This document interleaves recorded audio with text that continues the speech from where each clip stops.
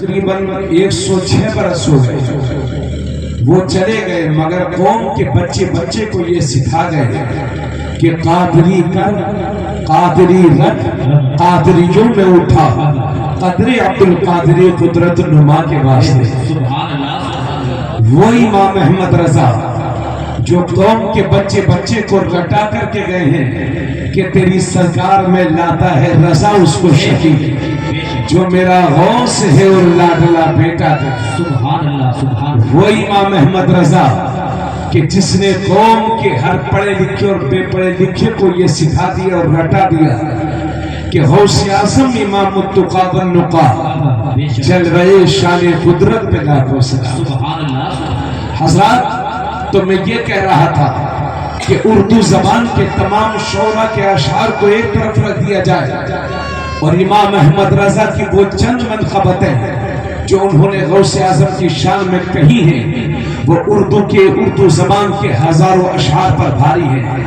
اب سمجھیے گا امام احمد رضا کیا زبان بول رہے ہیں، لغت لے کے معنی پھر کبھی سمجھتے رہیے گا، بس فیضان قادری سے مالا مال ہوتے رہیے اور اس کی لذت محسوس کرتے رہیے۔ جب امام احمد رضا کے قلم کو ہم نے دیکھا تو امام احمد رضا بول پڑے، واہ کیا مرتبہ اے غوث ہے بالا تیرا۔ مجھے معلوم ہے آپ نے بار بار سنا ہوگا، لیکن مجھ فقیر کی زبان سے بھی سن لیجئے اور محسوس کریے امام احمد رضا کے قلم کو۔ واہ کیا مرتبہ اے غوث ہے بالا تیرا، اونچے اونچوں کے سروں سے ہے قدم آلا تیرا، سر بھلا کیا کوئی جانے کہ ہے کیسا تیرا، اولیاء ملتے ہیں آنکھیں وہ ہے تلوہ تیرا، کیا دبے جس پہ حمایت کا ہو پنجہ تیرا، شیر کو خطرے میں لاتا نہیں کتا تیرا، تو حسینی حسنی کیوں نہ محی الدین ہو۔ حضرات، سرکار غوث اعظم اپنے والد کی طرف سے امام حسن کی اولاد ہیں اور اپنی ماں کی طرف سے امام حسین کی اولاد ہیں۔ ایسا سید کہ جس کے باپ میں کوئی امام حسن کی اولاد ہو اور باپ یا ماں میں سے کوئی ایک امام حسین کی اولاد ہو، ایسے سید کو نجیب الطرفین کہتے ہیں، شریف الطرفین کہتے ہیں۔ تو امام احمد رضا عرض کرتے ہیں، تو حسینی حسنی کیوں نہ محی الدین ہو، ایک اسر مجمع بحرین ہے چشمہ تیرا، قسم دے دے کہ کھلاتا ہے پلاتا ہے تجھے، پیارا اللہ تیرا چاہنے والا تیرا، ابن زہرا کو مبارک و عروس قدرت، قادری پائے تشدد میرے دلہا تیرا، کیوں نہ قاسم ہو کہ تو ابن ابی القاسم ہے، کیوں نہ قادر ہو کہ مختار ہے بابا تیرا، اور پنجتر پاک کے وراثت کی طرف اشارہ کرتے ہیں اور عرض کرتے ہیں امام احمد رضا، نبوی میہ علوی فصل بطولی گلشن، میہ کا معنی بارش ہوتا ہے اور اعلیٰ حضرت عرض کرتے ہیں نبوی میہ یعنی اے غوث اعظم آپ نبی کے کرم کی سخاوت کی بارش ہے، اور اس بارش میں جو موسم ہوتا ہے وہ علوی ہوتا ہے، علی والا ہوتا ہے، اور اس موسم میں جو باغ پھلتا ہے وہ فاطمی ہوتا ہے، فاطمہ والا ہوتا ہے، اور اس باغ میں جو پھول کھلتا ہے وہ حسنی ہوتا ہے، اور اس پھول سے جو خوشبو آتی ہے وہ حسینی ہوتی ہے۔ نبوی میہ علوی فصل بطولی گلشن، حسنی پھول حسینی ہے مہکنا تیرا، نبوی ذل علوی برج بطولی منزل، حسنی چاند حسینی ہے اجالا تیرا، نبوی خور علوی کوہ بطولی معدن، حسنی لال حسینی ہے تجلی تیرا، تجھ سے در سے سگ اور سگ سے ہے مجھ کو نسبت، میری گردن میں بھی ہے دور کا ڈورا تیرا، اس نشانی کے جو سگ ہیں نہیں مارے جاتے، عرش تک میرے گلے میں رہے پٹا تیرا، میری قسمت کی قسم کھائے سگانے بغداد، ہند میں بھی ہوں تو دیتا رہوں بہرا تیرا، بد سہی چور سہی مجرم و ناکارہ سہی، اے وہ کیسا ہی سہی ہے تو کریمہ تیرا، فخر آقا میں رضا اور بھی ایک نظم رفیع، چل لکھا لائے سنا خانوں میں چہرہ تیرا، اور اعلیٰ حضرت ویسے بات کے دشمنوں کو للکارتے ہوئے فرماتے ہیں، علامہ قہر ہے ایک غوث وہ تیکھا تیرا، مر کے بھی چین سے سوتا نہیں مارا تیرا، بادلوں سے کہیں روتی ہے کڑکتی بجلی، ڈھالے چٹ جاتی ہے اٹھتا ہے جو تیرا تیرا، اگر ہوتی تو خدا سے نہ لڑائی لیتے کا ذکر کیا ہے؟ سایہ تجھ پر بول بالا ہے تیرا، ذکر ہے اونچا تیرا، مٹ گئے مٹتے ہیں، مٹ جائیں گے آدھا تیرے، نہ مٹا ہے نہ مٹے گا کبھی چرچا ہے۔ پھر زندہ باد نعرہ تکبیر، نعرہ رسالت، مسلک اعلیٰ حضرت، مسلک اعلیٰ حضرت کلامی۔ اشعار تو سمجھے ہوں گے، ہمیں سمجھے نہیں ہیں، بس سنے ہیں۔ سمجھنے کے لیے تو مولانا لوگ صحیح سے نہیں سمجھ پاتے ہیں، جب غور کرتے ہیں کتابیں اٹھاتے تب سمجھ میں آتا ہے، مگر جو ایک بار سمجھ جاتا ہے وہ ہمیشہ کے لیے امام احمد رضا کا معتقد ہو جاتا ہے۔ ہاں، یہ امام احمد رضا ہے صاحب سچے عاشق غوث اعظم۔ بولو سبحان اللہ۔ حضرات گرامی، جنہیں ہم غوث اعظم کہتے ہیں، ہم انہیں محبوب سبحانی بھی کہتے ہیں، ہم انہیں قطب ربانی بھی کہتے ہیں، ہم انہیں غوث الثقلین بھی کہتے ہیں، اور غوث کا معنی ہوتا ہے فریاد رس، یعنی مددگار، مدد کرنے والا۔ غوث تو ہر زمانے میں ہوتے ہیں، صوفیہ فرماتے ہیں کہ بغیر غوث کے یہ زمین و آسمان قائم نہیں رہ سکتے، مگر غوث اعظم ایک بہت بڑا رتبہ ہوتا ہے، بہت بڑا رتبہ، ایک عہدہ ہوتا ہے۔ اور جب سے غوث اعظم اس دنیا میں تشریف لائے ہیں، اس وقت سے لے کر آج تک غوث اعظم کے منصب پر سردار شیخ عبد القادر جیلانی فائز ہے۔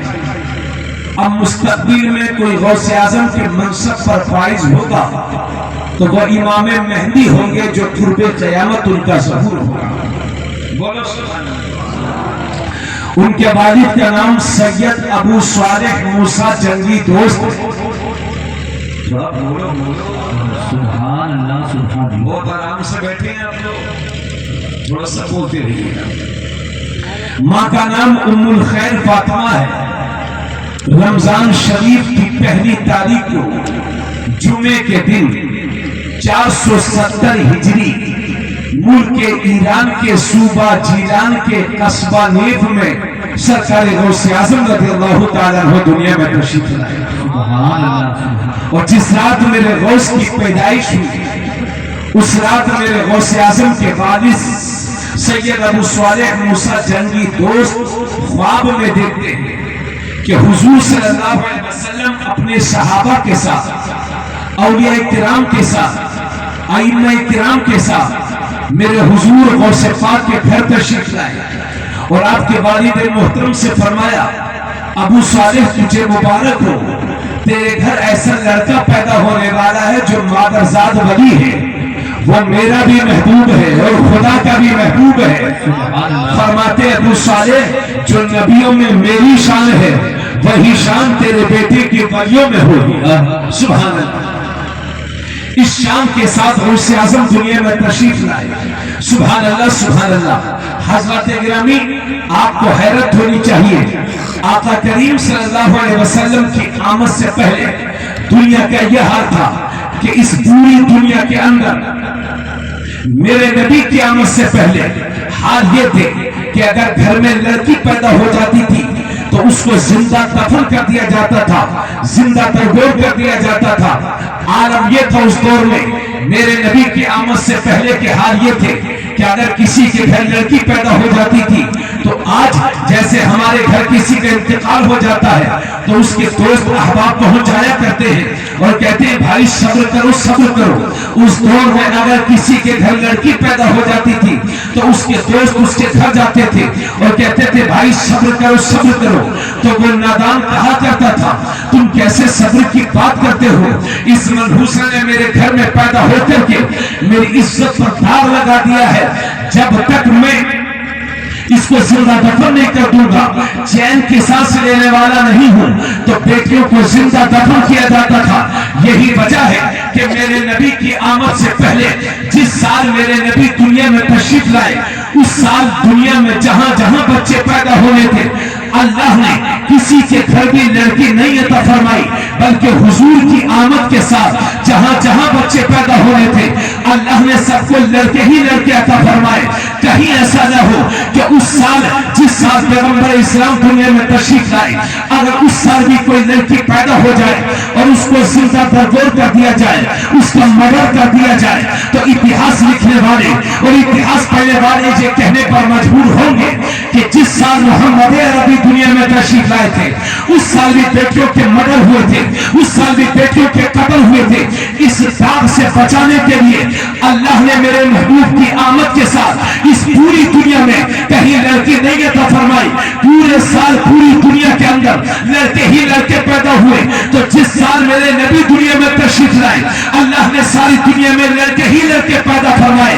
اور تاریخ یہ بتاتی ہے کہ جس رات میں شہر جیلان میں حضور غوث اعظم پیدا ہوتے ہیں تو اس رات پورے جیلان میں جہاں جہاں بچے پیدا ہونے تھے اللہ نے سب کو لڑکے ہی لڑکے عطا فرمائے۔ اور ایک حوالہ تو میں نے یہ بھی پڑھا ہے کہ جس رات میرے غوث اعظم دنیا میں تشریف لائے اس سال اللہ نے 1100 لڑکے شہر جیلان میں صوبہ جیلان میں پیدا کیے۔ اور لڑکے جب زیادہ ہوتے ہیں تو کوئی شرابی ہوتا ہے، کوئی کبابی ہوتا ہے، کوئی زانی ہوتا ہے، لیکن تاریخ بتاتی ہے جو 1100 لڑکے پیدا ہوئے تھے ان میں کوئی شرابی نہ تھا، کوئی کبابی نہ تھا، کوئی جواری نہیں تھا، بلکہ جتنے پیدا ہوئے تھے اللہ نے سب کو بنی بنا دیا۔ نعرہ تکبیر، نعرہ رسالت، مسلک اعلیٰ حضرت۔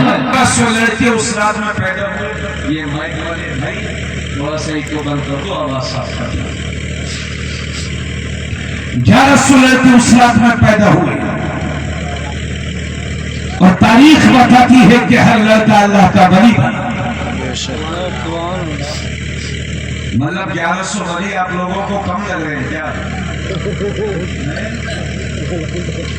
نہیں کم ہی لگ رہے ہیں، جبھی تو آپ لوگ نہیں بول رہے ہیں۔ 1100 ولی ماشاءاللہ اگر کم لگ رہے ہیں تو پھر ایمان کی کمزوری ہے صاحب۔ ایک ولی تو بہت ہوتا ہے، 1100 تو بہت بڑی بات ہے۔ اور جب میرے نبی دنیا میں تشریف لائے تو میرے نبی کے دونوں کاندھوں کے بیچ میں گردن کے نچلے والے حصے پر بالوں کا کچھ حصہ ابھرا ہوا تھا اور اس پر بالوں ہی سے بنا ہوا تھا محمد رسول اللہ۔ اسے مہر نبوت کہتے تھے۔ اگر کسی کو میرے نبی کی نبوت میں شک ہوتا تو لوگ عرض کرتے حضور مہر نبوت کو دکھا دیجئے، تو حضور اپنا کپڑا ہٹاتے، مہر نبوت دیکھتے اور لوگ کلمہ پڑھ کے مسلمان ہو جاتے۔ کتنے لوگوں کو تو مہر نبوت کی برکتوں سے ایمان ملا ہے، سبحان اللہ۔ تو جب میرے نبی پیدا ہوئے تو دونوں کاندھوں کے بیچ میں مہر نبوت تھی، اور جب غوث اعظم دنیا میں تشریف لائے تو دونوں کاندھوں کے بیچ میں میرے نبی کے پیروں کے نشان پاک موجود تھے، کیونکہ جب شب معراج سدرۃ المنتہا پر پہنچ کر کے حضرت جبرائیل نے جواب دے دیا کہ یا رسول اللہ اگر ایک قدم بھی آگے بڑھوں گا تو تجلی الہی سے میرے پاؤں جل جائیں گے۔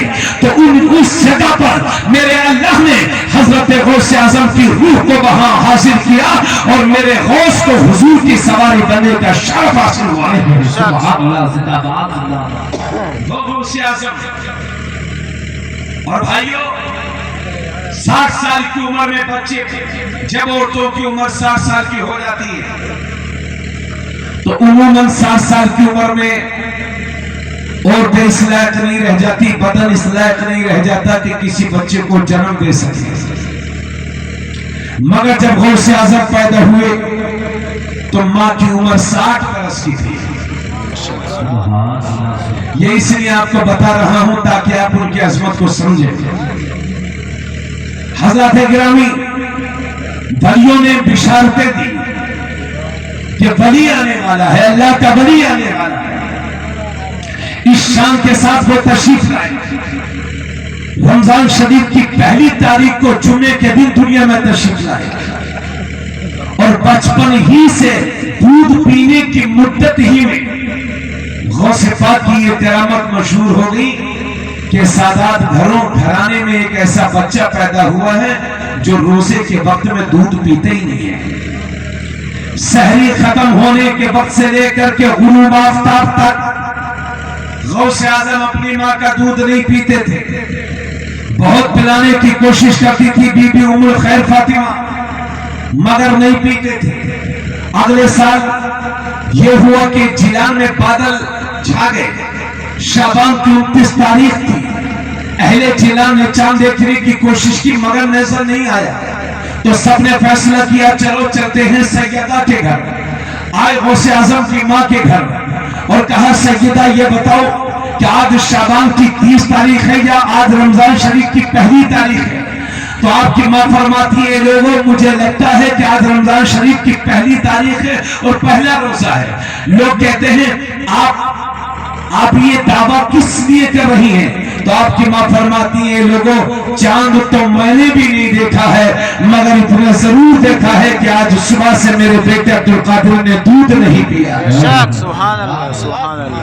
وہ غوث اعظم تو بچپن ہی سے دودھ نہیں، یعنی ایام رضاعت میں جو دودھ کے دن ہوتے ہیں، سن لینا میری بہنوں آپ بھی، ان دنوں میں دن میں غوث اعظم دودھ پیتے ہی نہیں تھے. اور جب افطار کا وقت ہو جاتا تو ہاتھ پیر ہلاتے گویا کہ یوں کہتے کہ امی اب افطار کر لوں. تو یہ ہے غوث اعظم جو بچپن میں بھی روزہ نہیں چھوڑ رہے ہیں. اور یہ ہے عاشق غوث اعظم جو بچپن میں بھی رکھنے کے لیے تیار نہیں ہے. کتنے لوگوں کو دیکھو رمضان شریف میں اچھے خاصے تندرست بڑھیا ماشاءاللہ اور گھومتے پھرتے ہیں، گٹھے کھائیں گے، پانی پیئیں گے، سگریٹ پیئیں گے، مسالے کھائیں گے. ایک صاحب ہم کو ملے 55 سال 50 سال کے ہوئے ہوں گے. تو میں نے کہا بھائی صاحب آپ روزہ نہیں رکھتے؟ بولے حضرت وہ مجھے ڈاکٹر نے منع کیا ہے. میں نے کہا کیا کہا ڈاکٹر نے؟ بولے حضرت وہ مجھے گیسٹرک پرابلم ہے اس وجہ سے میں روزے نہیں رکھتا. یعنی جیسے ہی رمضان شروع ہوا گیسٹرک پرابلم شروع ہو. تو ڈاکٹر یہ کہتا ہے کہ روزہ بیماری کا ذریعہ بنے گا.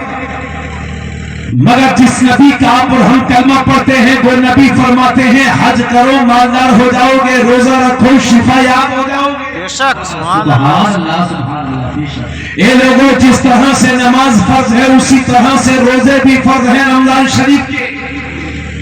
اور مسئلہ تو یہ ہے حکم شرعی کہ اگر اسلامی حکومت ہو اور رمضان شریف کے مہینے میں کوئی کھلا کھانا کھائے پیے، روزوں کا احترام نہ کرے تو وہ شخص واجب القتل ہے. قاضی اسلام کو چاہیے کہ اسے قتل کا حکم دے. یہ تماشا بنا رکھا ہے آپ نے اور ہم نے. اس لیے میرے دوست اپنے بزرگوں کی سی کرامت نصیب سنو، بلکہ ان کی زندگی کے حالات سن کر کے اس پر عمل کرنے کی بھی کوشش کرو.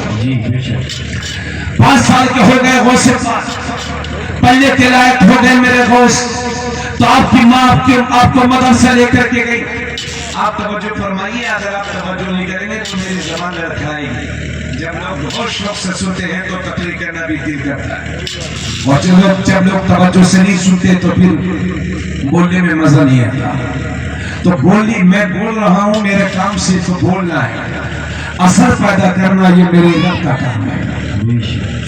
وہ چاہے تو میرا ایک جملہ آپ کی اور میری اصلاح کا ذریعہ بن جائے، اور وہ نہ چاہے تو میری 1 گھنٹے کی کیا میری زندگی کی ساری تقریروں کا کوئی اثر نہ ہو. سب حکم رب پر ہے. اللہ سے میں دعا کرتا ہوں کہ اللہ ہماری باتوں میں اثر پیدا فرمائے. تو سن میری بہن، 5 سال کی عمر ہے، 5 یا 6 سال. ماں سرکار غوث اعظم کی ماں اپنے بیٹے کو مدرسہ لے کر کے گئی. پہلا دن ہے مدرسے کا. استاذ فرماتے ہیں پڑھو بیٹا اعوذ باللہ من الشیطان الرجیم بسم اللہ الرحمن الرحیم. اب اب غوث اعظم شروع کرتے ہیں تو نان اسٹاپ اعوذ باللہ من الشیطان الرجیم بسم اللہ الرحمن الرحیم الحمدللہ رب العالمین الرحمن الرحیم مالک یوم الدین الى آخری الف لام میم ذالک الکتاب لا ریب فیہ الى آخری سیقول السفہاء من الناس ما ولاهم عن قبلتهم التي كانوا عليها الى آخری تلك الرسل فضلنا بعضهم على بعض الى آخری. استاذ نے صرف بسم اللہ پڑھایا اور غوث اعظم نے ایک ہی بیٹھک میں 18 پارے سنا دیے. سبحان اللہ سبحان اللہ. تو استاذ مسکرا کے بولے بیٹا عبد القادر پڑھنے آئے ہو کہ پڑھانے آئے ہو, کلاس لینے آئے ہو کہ کلاس دینے آئے ہو, سیکھنے آئے ہو کہ سکھانے آئے ہو؟ بیٹا عبد القادر یہ 18 پارے تم کو کہاں سے یاد ہو گئے؟ تو ہم سب کے غوث فرماتے ہیں استاذ محترم معاملہ یہ ہے کہ میری ماں 18 پاروں کی حافظہ ہے.